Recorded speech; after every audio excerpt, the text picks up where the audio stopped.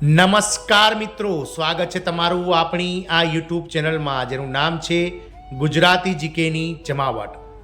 તો રાજ્ય સરકારના અલગ અલગ વિભાગ, બોર્ડ, નિગમ, કોર્પોરેશન, સ્વાયત્ત સંસ્થાઓ અને રાજ્ય સરકાર સંલગ્ન યુનિવર્સિટીઓમાં કામ કરતા લાખો કર્મચારીઓ આનંદો, કારણ કે રાજ્ય સરકાર દ્વારા કેન્દ્ર સરકારની સમકક્ષ જે છે તે મિત્રો આ લાભ રાજ્ય સરકારના કર્મચારીઓ માટે જાહેર કરવામાં આવ્યા છે।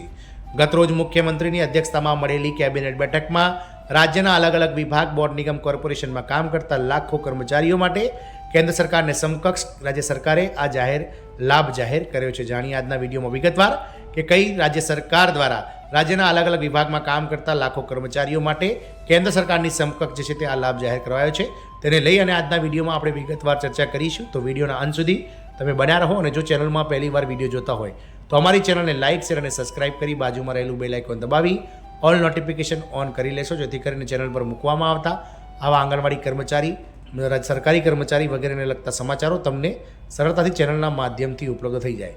તો વાત કરીશું મિત્રો, હાલમાં જે દિવાળીના તહેવારો નજીકમાં આવી રહ્યા છે ત્યારે અલગ અલગ રાજ્ય સરકારો પોતાના સરકારી કર્મચારી અને પેન્શનર્સોને જે છે તે મિત્રો અલગ અલગ પ્રકારના જે છે તે લાભો જાહેર કરી અને મિત્રો દિવાળી તહેવારોની ભેટ આપવા જઈ રહી છે। ત્યારે મધ્યપ્રદેશ સરકારની વાત કરીએ તો મધ્યપ્રદેશની મોહન યાદવ સરકાર દ્વારા અધિકારીઓ અને કર્મચારીઓને કેન્દ્ર સરકારની જેમ જ જે છે તે મિત્રો રજા આપતો મહત્વનો પરિપત્ર જાહેર કરવામાં આવ્યો છે।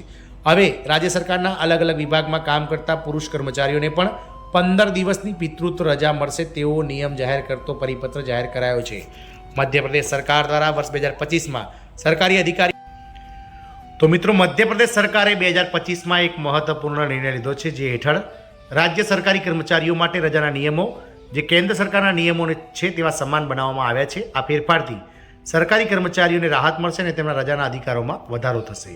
આ ફેરફારને મધ્યપ્રદેશ કેબિનેટ દ્વારા મંગળવાર 19 ઓગસ્ટ 2025ના રોજ મંજૂરી આપવામાં આવી છે। ચાલો જાણીએ કે આ કયા કયા ફેરફારો કરવાના લીધે નવી રજાઓનો લાભ મળશે। તો રજાના નિયમોમાં આ ફેરફાર કરવામાં આવ્યો છે, જેમાં પહેલી રજાઓ છે પ્રસૂતિ રજાઓ અને સરોગસી રજા।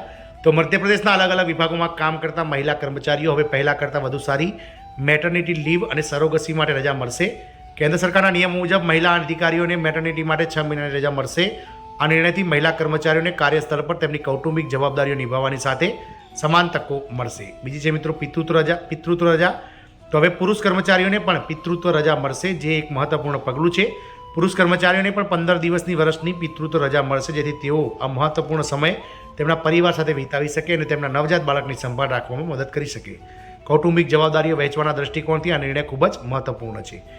ત્રીજી લીવ છે સિંગલ પેરેન્ટ્સ માટે રજા। તો મધ્યપ્રદેશ સરકારે સિંગલ પેરેન્ટ્સ માટે પણ એક મહત્વપૂર્ણ નિર્ણય લીધો છે। હવે સિંગલ પેરેન્ટ્સ એટલે કે મિત્રો એક માતા અથવા પિતા હોય તેમને રજાની સુવિધા આપવામાં આવશે। આનાથી ખાસ કરીને એવા કર્મચારીઓને મદદ મળશે જેઓ એકલા પોતાના બાળકોની સંભાળ રાખે છે। આ પગલું તેમને તેના કામ અને પારિવારિક જીવન વચ્ચે સંતુલન જાળવવામાં મદદ કરશે। ચોથી છે દિવ્યાંગ કર્મચારીઓ માટે રજા। સરકારે દિવ્યાંગ કર્મચારીઓ માટે ખાસ નિયમો બનાવ્યા છે। આ કર્મચારીઓ પાછળથી અરજી કર્યા પછી પણ રજા મેળવી શકે છે। આ પગલાંથી દિવ્યાંગ કર્મચારીઓને તેમના અધિકારોનો યોગ્ય રીતે ઉપયોગ કરવાની તક મળશે અને તેમને માનસિક અને શારીરિક આરામની તક મળશે। મધ્યપ્રદેશના કર્મચારીઓને આ શ્રેણીઓમાં પણ રજા મળશે। તો કેન્દ્ર સરકારના નિયમો હેઠળ રજા મધ્યપ્રદેશ સરકારે કેન્દ્ર સરકારની જેમ જ રજાના નિયમો લાગુ કર્યા છે, તે જે રાજ્યના કર્મચારીઓને વધુ સુવિધા આપે છે। ખાસ છૂટછાટો, તો કર્મચારીઓને વધુ સુવિધા પૂરી પાડવા માટે ખાસ છૂટછાટો અને જોગવાઈઓ કરવામાં આવી છે। આરોગ્ય રજાઓ, તો કર્મચારીઓના સ્વાસ્થ્યને ધ્યાનમાં રાખીને આરોગ્યની રજાઓ પૂરી પાડવામાં આવશે। સામાજિક કાર્ય માટે રજા, તો મધ્યપ્રદેશ સરકારે કર્મચારીઓને સામાજિક કાર્યમાં ભાગ લેવા માટે પણ રજાની જોગવાઈ કરવામાં આવી છે। કેબિનેટ બેઠકમાં ફેરફારોને મંજૂરી આપવામાં આવી છે। મંગળવાર 19 ઓગસ્ટે મળેલી કેબિનેટ બેઠકમાં મધ્યપ્રદેશ સરકારી કર્મચારીઓને કેન્દ્રીય કર્મચારીઓની જેમ જ રજાની સુવિધા આપવાનો નિર્ણય લેવામાં આવ્યો હતો। મધ્યપ્રદેશના મુખ્યમંત્રી ડૉક્ટર મોહન યાદવની અધ્યક્ષતામાં યોજાયેલી આ બેઠકમાં રાજ્યમાં પહેલીવાર પુરુષ કર્મચારીઓ માટે 15 દિવસની પિતૃત્વ રજાની જોગવાઈઓ પણ કરવામાં આવી હતી। મધ્યપ્રદેશ રજા નિયમો 2025માં મધ્યપ્રદેશ કેબિનેટ બેઠકના નિર્ણયો કર્મચારીઓ માટે મહત્વપૂર્ણ સાબિત થશે। આમ મિત્રો રાજ્ય સરકાર દ્વારા મધ્યપ્રદેશ દ્વારા કેન્દ્ર સરકારની જેમ જ મિત્રો પુરુષ કર્મચારીઓ માટે પિતૃત્વ રજાઓ જાહેર કરાઈ છે। જય હિન્દ, અસ્તુ।